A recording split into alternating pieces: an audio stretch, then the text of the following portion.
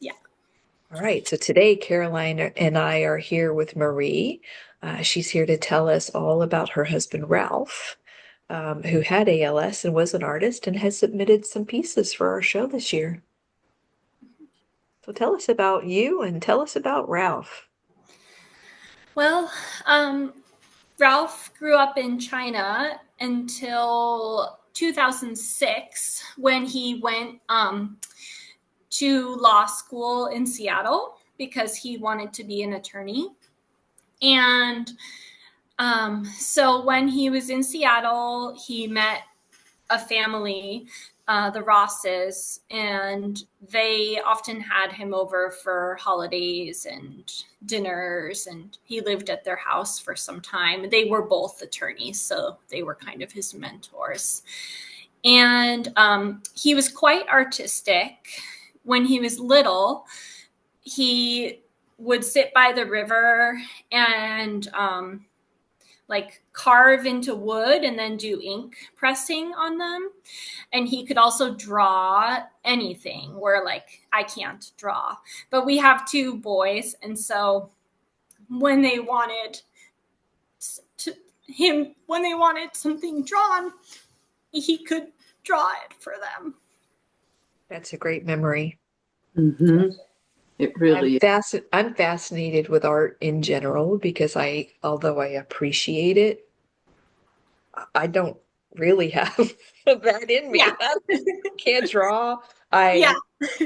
I took up crafting when I was a kid and I tried crochet and I tried knitting and I tried quilting and I tried painting and I tried drawing and I tried, all these things. I ended up on cars. Yeah. I build vintage Volkswagens and that is my art. Yeah. But I couldn't paint something or draw something to save my life. I just don't have that in me. So we know that Ralph was an artist before he was diagnosed with ALS. How old was he when he was diagnosed with ALS? So he was 40. So Very young. August 2022. And they thought that he was limb onset at diagnosis, but Mhm. we think that he was actually bulbar at the same time Yeah. because when we look back, I think that he actually kind of had like slurring speech. But I think it was so subtle that they didn't pick up on it. Also, he had a bit of an accent, even though he spoke English beautifully, but he did have a hint of an accent. So I think that it just wasn't picked up on, but his progressed so quickly, where it I wonder a bit about FTD for him as well. And then it just went bulbar, where he lost the ability to eat, so he had a feeding tube. And then first he lost the ability to speak Chinese because it's harder to speak Chinese and the tongue probably needs to move in more ways. So he wasn't able to talk with his parents anymore because they don't speak English. They only speak Chinese. So first he lost the ability to speak Chinese, and then English, and then he could, we did voice banking, so he could talk a bit on his phone. Yeah. Yeah, we had similar, like he had fasciculations all over his body, but his was a bulbar. Larry, my husband, Yeah. was a bulbar onset as well. Uh huh. Um, I would sit there next to him while he was eating, and I would hear a clicking in his throat that I Yeah. had never heard before. Could Oh, not explain what it was. Right. It was Yeah. months before I realized he was having trouble breathing. He had Yeah. aphasia because of the FTD, Mm-hmm. but he had slurring of his speech as well. But I mhm. didn't identify it as an Mm-hmm. ALS symptom until I realized he couldn't breathe. He couldn't Yeah. tell me what was wrong. He couldn't describe what was wrong. All of those symptoms are so insidious and they just crept up on him in the couple of years leading up to the moment that I realized he was really sick until it all just kind of fell into place for me. And I said, aha, Yeah. you know? They diagnosed Ralph really fast, and I think thinking back on it, he probably already was having fast progression, because um, his first symptom was a little bit of weakness when he was cooking, holding the frying pan. He was like, my hand doesn't seem as strong. And then he probably had like a little bit of slurred speech that, we didn't really acknowledge. But in general, he was like a little bit of a hypochondriac. And I was kind of the person who'd be like, you're fine, you're fine. And but then May of 2022 was when he like first went to a doctor, and then they quickly kept sending him along to other people. They did the EMG, the MRI, and he was actually diagnosed by August, so it was only May to August. So I do think that he was already just fast progressing. That's the only reason that Larry was diagnosed so quickly as well, is that they could just see his progression like it was super fast. Yeah. So, and he was so determined because he had already he had overcome so much in his life. So he was like so determined to be able to even just eat. But that was so hard and so sad because he loved to eat too. So yeah. Sure.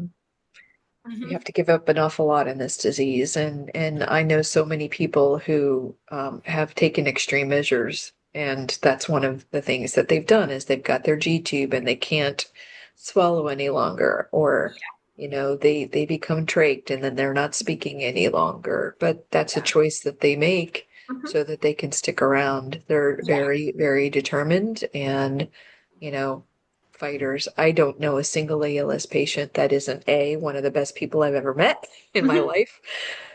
B, is an incredibly determined,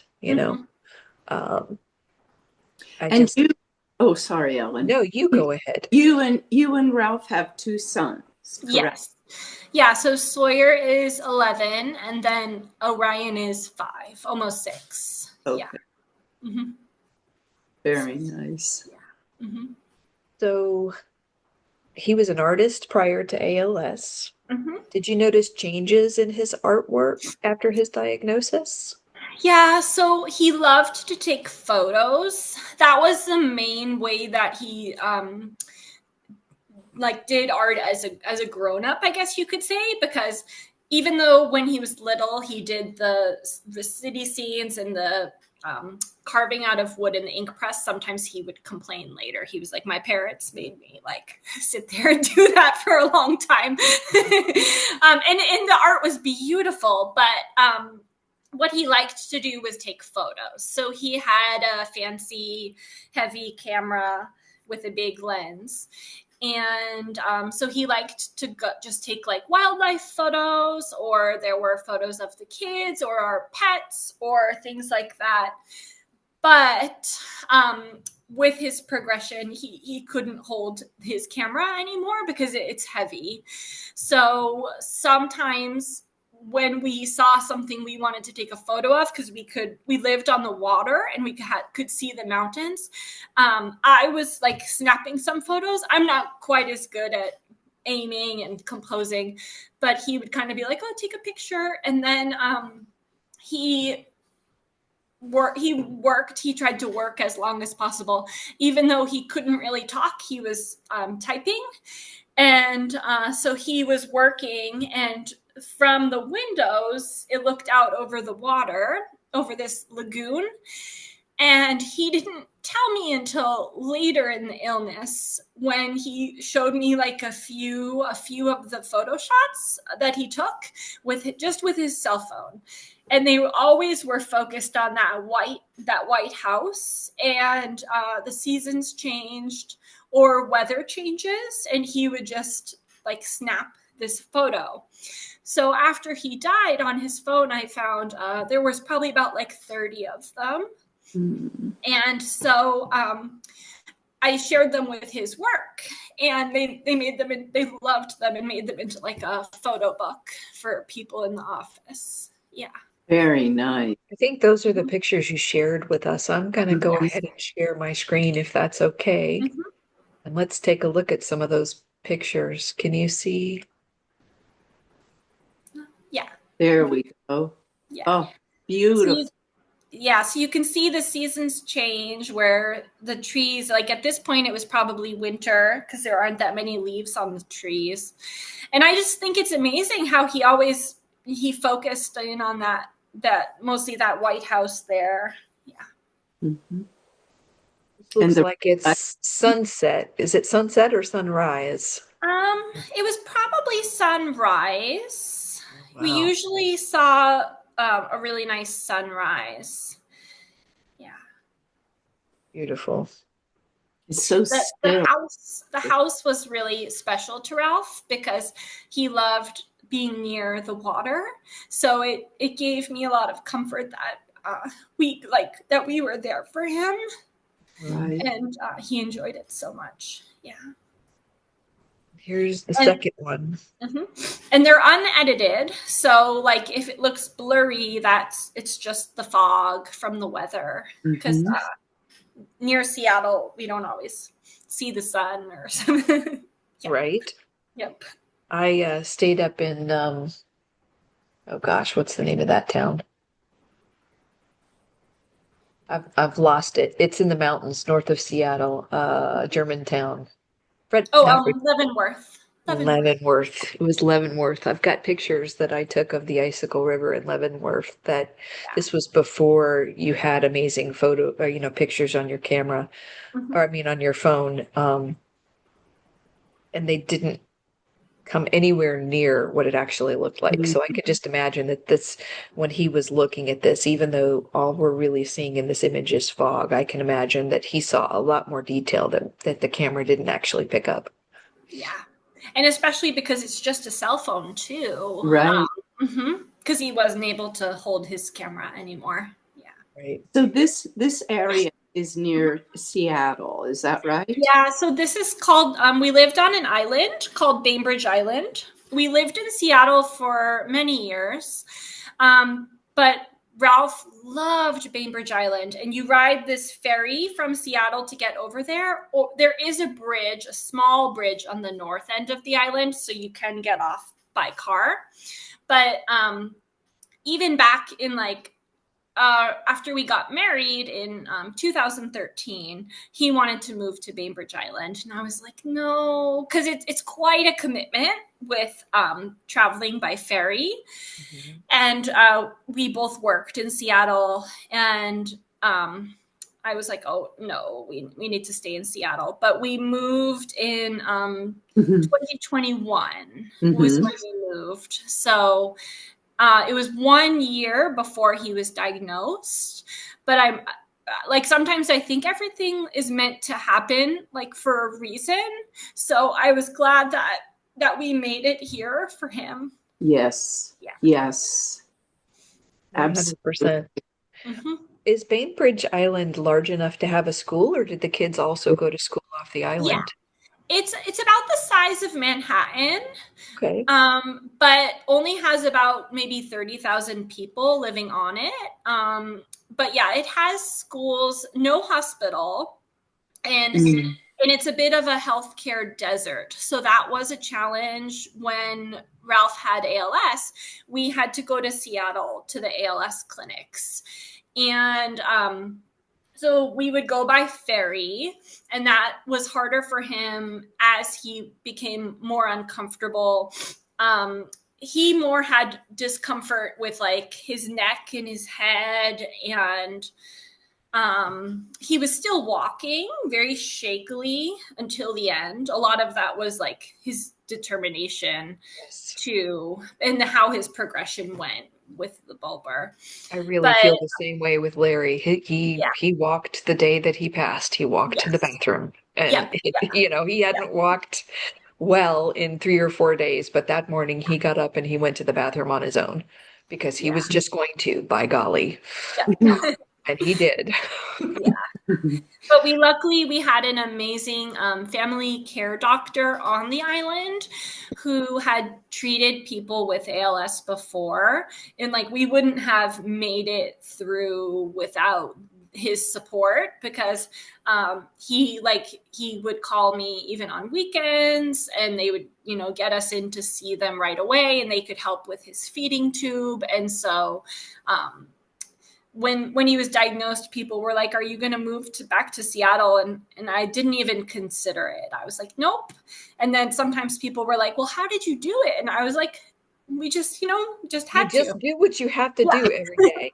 Right. You see a problem, find a solution and you move forward. That's Yeah. what you have to do in this disease. Right. Yes. Mm-hmm. Right. Yep. I'm going to move to the next picture. I do want to comment and say our Oh, PCP was our most valuable doctor as well, and she's just a Mm-hmm. physician's assistant, but she knew us both so well, and she was instrumental in getting us any appointment that we needed or any resource that we needed. Even after Larry passed, she had me on the critical care list. Like they would call me and say, "You're due for this appointment. Please Mm-hmm. go make this appointment and go do this thing." Like they were caring for me Yeah. even after he was gone. I could not say enough good things about that doctor. So tell us about this day. Well, this one I love. I think the reflection that he noticed. mm, That's what I noticed, because it's not. I just looks like a cloudy day. But then when I looked at it, I was like, "Oh, there's a reflection of the house and everything out." It's called the spit, that little area where the house is. in Everything's front very of clear too. You can the, see off into the distance, even though it's cloudy. It's a tidal lagoon. Mhm. So the at low tide, I think there are some low tide photos where you'll see that it's just like sand, and there are some boats. Some people have boats, and then the boats just sit on the sand during low Mm. tide. I think But this is one of them that I'm going to zoom in a little bit. You can see the sand and you can see the docks, how they're Oh, completely out of the water. mhm, yeah. Yeah. What a beautiful sight. yeah, Mhm. Mm. And Oh, there's this one. I'll zoom in on it a little bit more as well. yeah. So that's a higher tide, because you can see the mm-hmm. docks are floating. Mm-hmm. That's just gorgeous. What is this landmass back here? That is it's Kingston, Washington is on that side. I think that's called the Kitsap Peninsula. Bainbridge Island was not considered, well, also it's an island, but I think once you like cross that little bridge on the north end, then I think that would be considered the Kitsap Peninsula. Seattle was over to our east. And we like southeast from our house. So we didn't look at Seattle. So are we looking west then here? Oh, I don't know. You're looking north. Looking North. north. So Mhm. Seattle would have been back down Yeah, over. yeah. So I think we're looking like, yeah, north. Mhm. That's beautiful. I think I think I only have the four pictures. Yeah, I only have those four. But I think you told me that you have some of his other artwork on your phone and that you'll go ahead and share with us. Can you show us Mhm. this on the screen and we'll talk about that a little bit? And then if you will send me those, I may want to include those in our gallery as well. From when he was little, his little Yeah, pictures. yeah. Or okay. And That'd I be can see awesome. if I can share more of I'm not sure where, but some of here, I just have them on my phone right now. So this is Oh, Ralph when he was little, because his dad actually always has took photos. So that was Ralph taking a photo. And then that was one of I can turn it this way, the city scenes mhm. where he Look at carved all it that and then detail. That's amazing. pressing. And that was Ralph when he was little with some of his Oh. artwork pieces.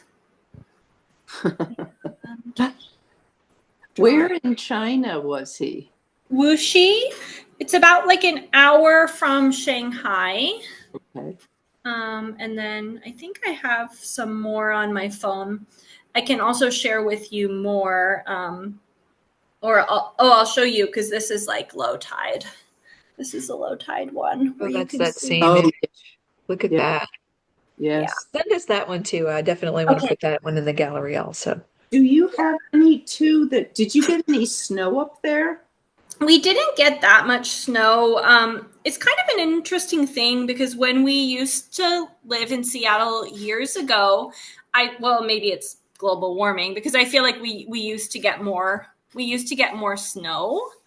But then in recent years, there really hasn't been any snow. But then I think also less snow living on the island because of the water all around.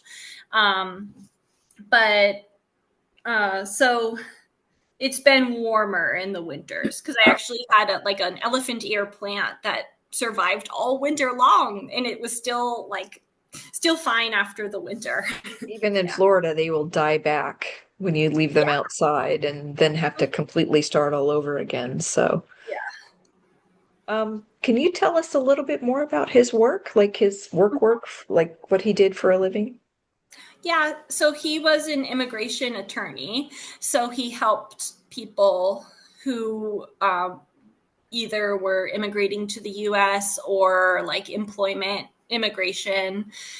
And then sometimes he did pro bono work helping people who were needed support. So he it was something like near and dear to his heart I was because going to he was say that also sounds like it's something that he would have been passionate about for sure. yeah, because he was also an immigrant himself. Mm-hmm. Right. Like our own Garrett May is not an immigrant, however, is an immigration attorney. Mm-hmm. He volunteers with IMALS as well. So, um, When did he immigrate to the United States? So in 2006, when he Yeah. came to Seattle U for law school, Ah. and so his parents don't speak English. So he says that he mostly learned English. I mean, he was brilliant, but he says he mostly learned English from watching movies, like US movies. And then he did have like some classes in school.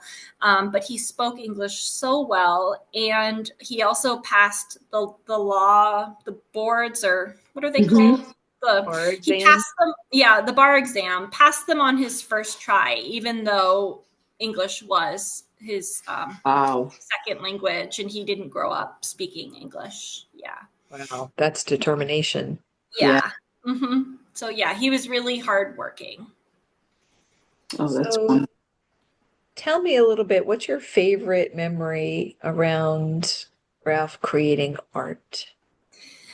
There's a photo that he took of me. I don't know if I can find it at the moment, but we were in Winthrop, Washington, in Eastern Washington, and we went on a hike. And I'm just kind of sitting, looking. Oh, I think it's actually like my photo for my Gmail, but I'll have to share it with you.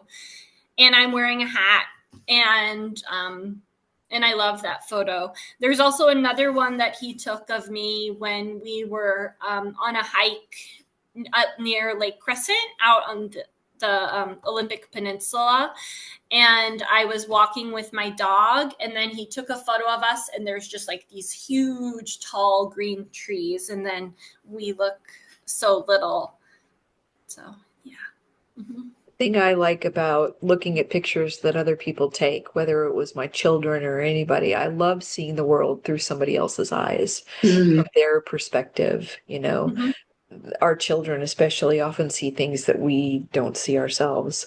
Mm-hmm. When my youngest was small, he would make little movies with my camera. Yeah. He'd take my phone and he would set up Legos and do some stop motion Yeah. stuff with it. And I always thought it was just so interesting to see the perspective that he was looking at things. So I'm glad you have those pieces from Ralph as well. Yeah. Do your boys show any artistic bent? Yes, they're actually amazingly artistic. Oh, good. They both can draw. I mean, it's the funniest thing because they would ask me to draw something and then they soon realize, like, oh no, we have to ask Daddy to draw. But they can probably draw better than I can. They're both artistic, so I consider them gifted in that way. That all three of them my younger son, they can draw, and then my older son is also really skillful at like putting Legos together. Mm-hmm. And it's just an interesting thing that they're lucky to have inherited. Yeah. Wonderful. Yeah. Wonderful. So, Ralph really lives on through them. Yes, that's a good point. Yeah. Yeah, can that's you great. tell us one thing that you want people who are viewing this interview to know about him or his artwork? Yeah, I guess this was like a time in his life where he didn't get to go out too much because he wasn't very comfortable, and it wasn't easy for him to go out. And he also he was mad at ALS and everything that it took from him, but he still was able to like observe the beauty and take these photos and appreciate it. Mm-hmm. Mm-hmm. So What do you think it meant for him to be able to take those photos and share that artwork with you and his family and his friends? You mentioned the art book that he put together for the people that he worked with. oh yeah, well the people at his work actually made the book with all the Oh, photos, um, but it was like a comfort to me that we have those. And I feel like maybe he thought of that too, because he didn't show me all of them on his phone. And but then after he passed, I could see all of the photos. Um, so, but it's also like, yeah, like a comfort for us. And then I feel like it was a comfort for him, that I'm glad that he was able to be somewhere where he loved, and um, be able to like appreciate the beauty, even though like he had lost so much with this disease. Mm-hmm. it But sounds isn't to me. I'm sorry, Caroline, you go no, ahead. Oh, I think I have tissues in the bathroom. I'm gonna grab them. All right. Yes. Sorry. I no. didn't think I would cry quite so much, but Well, listen, we just I just want to say how grateful I am that you are being so authentic and just letting it out because so many people, you know, when they're expressing their grief, they feel like they have to apologize for it. And none of us in this community feel like there's any apology necessary. This is just the love that comes out. And it's just a natural part of us talking about the people that we love so much. So I Mm-hmm. want to thank you for sharing all of that with us. Anyway, what were you going to ask, Oh, Caroline? no, I was just going to say, isn't it just wonderful that ALS couldn't take this away from him? You yes. know, this is something that he really held on to, and he could see the beauty, he could capture the beauty. ALS could not take that away from him, Mhm. you know? I agree. Yeah. The other thing that I noticed is it sounds like he had a lot of people that were supporting him and that loved him and that love you as well. And that's another thing ALS cannot take from you. I Yeah. mean, in ways, it does isolate us. Yeah. In ways, there are people in our lives that we do have to let go of because they can't go on this journey with us. But the Yeah. people that do stay with us, you develop such deep connections with. And Mm-hmm. the love that they share with us. Mm-hmm. It's indescribable the the feelings that I get when I think about the people who supported us, Mhm. and the love that we were surrounded with on our journey as well. So sounds to me like you had a similar experience with the people that you have in your life. Yeah. I have a quote that he wrote too, because he wrote in a journal to us, and until he couldn't write anymore, and then he switched to like phone notes. But so he wrote, on this day, when time is infinite, I'll walk through every block of New York City. I'll travel to every national park and place a park stamp in that national park passport that we got on our trip to Hawaii. And so, oh, wait, I wanted to try and log out or zoom in so you could see his handwriting. Let's see. Oh, yeah, there we go. So this was, oops, I think it's zoomed in on the infinite part, but So when his work made the photo book, they said they labeled it as like "When Time is Infinite: A Look Through Ralph's Window." Oh, Wow. oh, Mm-hmm. wonderful. Maybe you could take a picture of Mm-hmm. the words Yeah. and And them share to it. us. Yeah. Mm-hmm. Oh, Yeah. beautiful. I would love to put that in the slideshow as well, in the gallery. That would be great. Mm-hmm. Mm-hmm. So when we're on an ALS journey, there's always a lot to learn, either about ourselves or our families. Do you think there's something that Ralph learned on his ALS journey? Yeah, I do. But I don't know if I can even really summarize. I think that it was hard for him because he was a very active person, and then he wasn't angry all the time, but I do wonder about like a potential FTD, Mm-hmm. which is common with Bulber, where he was angry at the disease, which is understandable, and everything that like he lost along the way. So I don't really know how to summarize it. I mostly I remind myself like there is no cure, but hopefully someday there will be a cure, and or a way to slow it down. Mm-hmm. Absolutely. Yep. Yep. One of the things that I learned on Larry's journey, the FTD did affect him profoundly. That was the Yeah. first symptom that we had. And his ability to, not only his ability to speak, but his inability to understand language at the end was profound. But he never lost the capacity for love. Mm-hmm. And that was what I focused on with our journey, is just loving him, because that was really all that we could do. We couldn't take any of the interventions that we would normally take with someone with ALS because he did not actually understand that he was sick. Oh, oh. So all we could do is love him, and that's what we did. And his uncle, his favorite uncle, came to visit him a few days before he passed. And just the look of joy on his face, Mm-hmm. the instant recognition and the joy that he expressed was amazing to me.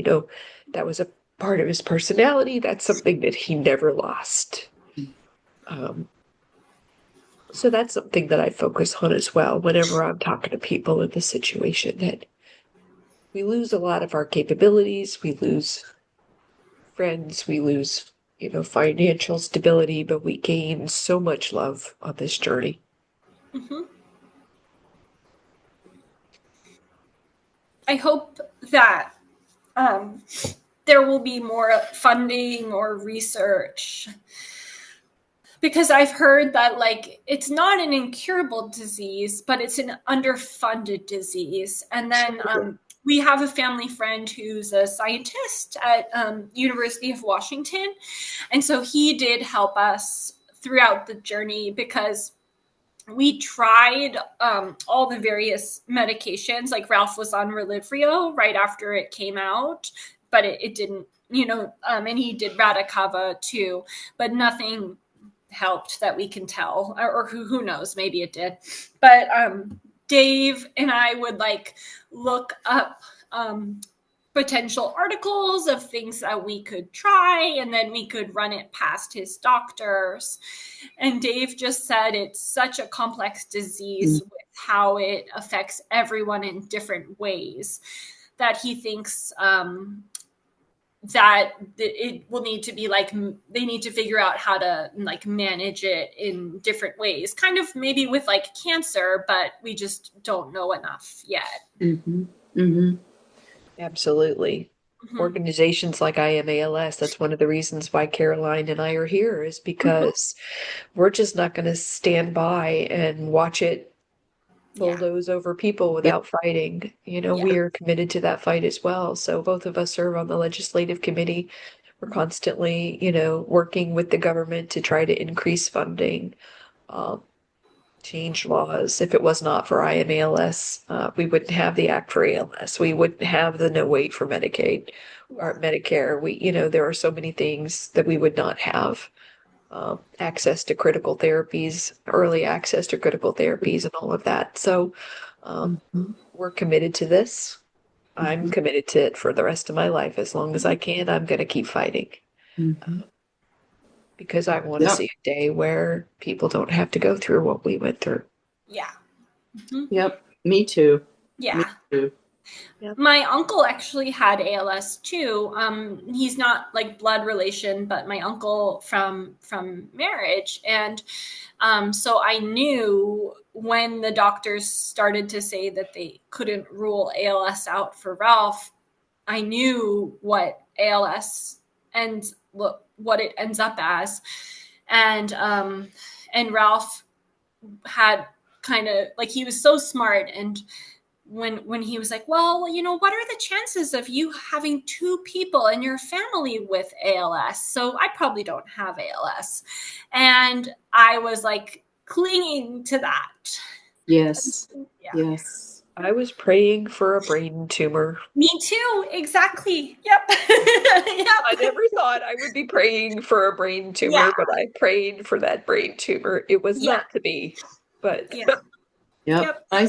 My sister often said, "Why couldn't I just have cancer?" Uh-huh. Yep. You know, Yeah. And I don't think that people who have cancer understand. Well, I mean, often that's the thing that people who don't have ALS or don't know someone that's gone through it, they just sometimes don't really understand. mm-hmm, mm-hmm. Yeah. Yeah. Because at least with cancer, I mean, as Yeah. brutal as it is, there's at least hope. Yeah. You know, there's hope. Yeah. well, there's hope and there's connection. My mom had stage 4 pancreatic cancer, Mhm. and I was with her for 4 months until she died. I was with her every day. We could converse. Mm-hmm. We could love each other. We could talk about our hopes and our fears. Mm-hmm. We could talk about our past. Uh, with Larry, I couldn't have those conversations. I couldn't have that connection with him any longer, Yeah. which seems extremely cruel. Mm-hmm. Uh, I'm grateful that he didn't know what he was going through. I'm grateful that he didn't know that he was sick. Yeah. But I yeah, still it's a think about Ralph too because he used to love jogging. So it's like as he was progressing, he would try and jog, or there was one time he would try and go on a bike ride, and then as those things were lost and he couldn't do it anymore. And I think it's just such a disease of just losing Mm-hmm. things along the way. But at least he could still take these photos. And for people who can um, do art, I think that it's uh, really powerful. Yes. Mm-hmm. Agreed. Yeah. Larry's signature move was fist bumping strangers when he went Yeah. out in public. You know, he's like giving a piece of himself away to every person that he saw. He never lost that either. Mm-hmm. So, our final question of the day is there a question that if you were interviewing me that I didn't ask you that you would ask me? Mm, I can't really think of anything right now, but I'm thinking. No, I can't really think of anything right now. I won't You include you I won't go ahead. you have been just wonderful, Marie. Oh, You've been just wonderful, and I feel like I know him. mm-hmm. I feel like I know him. Yeah. You know, Thank you. which is so lovely. I went to the the legislative day with IMALS back on, what day was that? Recently, where we went to speak to the legislators on like, I think May 7th. But I didn't really think about how hard it might be for me In because DC? You were just in DC? You were there too. You were there. Yeah, I just did about one day. But it was really hard because I just was at the 6 month passing of losing him. And so I think that, like, I'll go again next year. Maybe it'll be a little easier next year. And but I did make like a memorial flyer about Ralph, and I handed it to the people who worked for the senators. And in a couple of the meetings, when I handed it to them and when they looked through it, they teared up.